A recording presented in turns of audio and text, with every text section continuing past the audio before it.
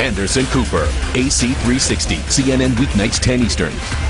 Nearly 300 people have been killed in the last 14 days, according to Human Rights Watch, most of them not videotaped, their deaths not recorded. And according to the Wall Street Journal, nearly 1,300 people have been arrested. They're citing figures from the Egyptian Organization for Human Rights. Some of those 1,300 people have been released, but others still held, and we don't know where, and we don't know what's being done to them. According to several New York Times personnel who were held by the secret police a few days ago, they could hear captured Egyptians being beaten, tortured, crying out in pain. That is the truth of the Mubarak regime. They have blood on their hands, and the question tonight, are they really going to change for themselves? You're going to hear from our reporters on the ground in a moment, also in Washington, and we'll talk to Mohammed al-Baradei, a leading opposition figure. But we begin, as always, tonight, keeping them honest. And tonight we begin by focusing on the lies the Egyptian government continues to tell.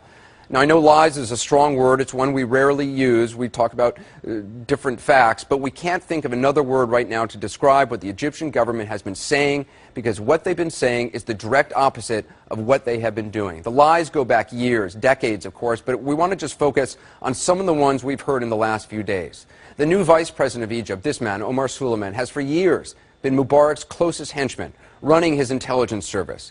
Now, he says his government has accepted many of the protesters' complaints. He says they're reaching out to opposition leaders. But while he was saying that, literally while his lips were moving and saying those things on Egyptian television and on ABC News, his secret police were still arresting opposition figures. Thugs burst into the offices of human rights organizations, trashing the places, arresting a number of human rights monitors. And there has been absolutely no transparency about what the Egyptian government is doing right now, other than a few awkward photo ops on Egyptian government-controlled television. The Egyptian government has denied any involvement in these kind of attacks by mobs on peaceful demonstrators and reporters. They say they have no idea how these things happen. But the Egyptian military stood there and let it happen. I saw that with my own eyes. We all saw that. And when they realized the protesters could not be beaten back by mobs and reporters would continue working, the military suddenly stepped in. And with a few rolls of concertina wire and a few shots in the air, they suddenly were able to keep the mobs at bay. The Egyptian government says the military didn't want to choose sides, but the truth is they did choose sides.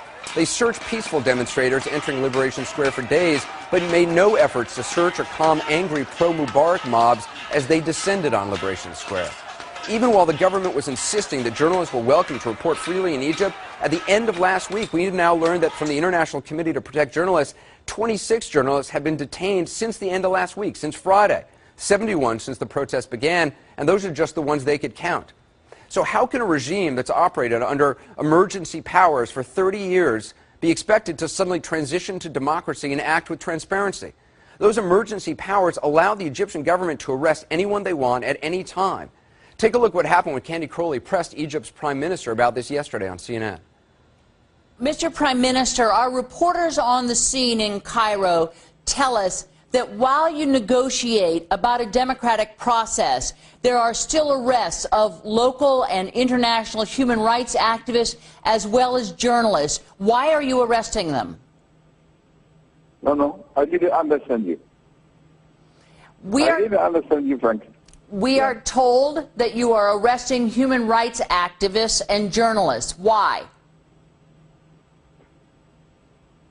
No, I don't hear well. I don't hear well now. Suddenly sound problems developed. He couldn't hear. A few moments later, Candy tried again. Let me ask you about arrests by the military police. Why are they arresting arrests? About what? About the detention of human rights activists. Why are you detaining them? Frankly speaking, if there is some problems, it's not intended at all, my dear. It's not intended at all, my dear. That was his answer, finally. This is a police state. Some estimates say there are more than 1.5 million people employed in the feared Interior Ministry, secret police, thugs, informers. The man who oversaw the intelligence services is now the vice president of Egypt. It's not intended at all.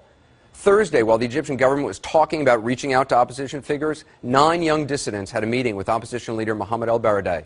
That evening, all 9 were rounded up and detained.